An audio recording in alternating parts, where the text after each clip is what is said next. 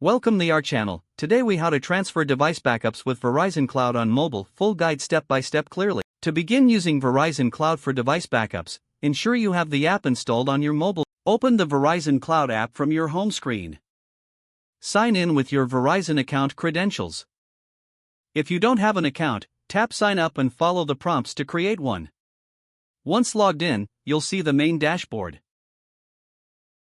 Navigate to the backup section.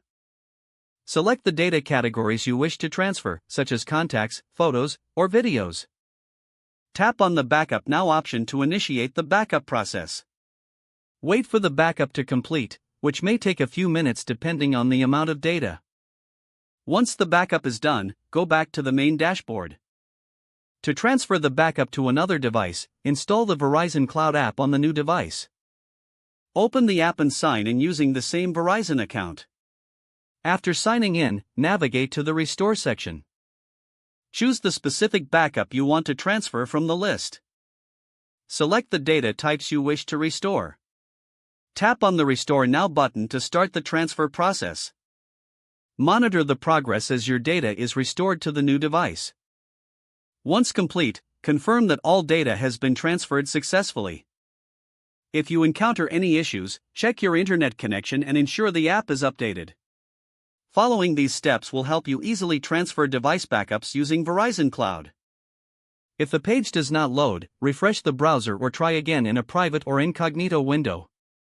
Make sure you are using the correct email address, then retype it carefully to avoid small typos. If your password is not accepted, use the reset option and create a new strong password you can remember. Check your spam folder for verification or security emails, then complete any requested confirmation steps. Enable two-factor authentication if available to improve account security and reduce unauthorized access risk. After signing in, review your profile details so your contact information and settings are accurate and current. If you see an error message, note it down and try again after restarting your device and internet connection. Log out when you finish, especially on shared devices, to keep your account and payment information secure. Don't forget to like this video and subscribe to our channel for more step-by-step tech guides.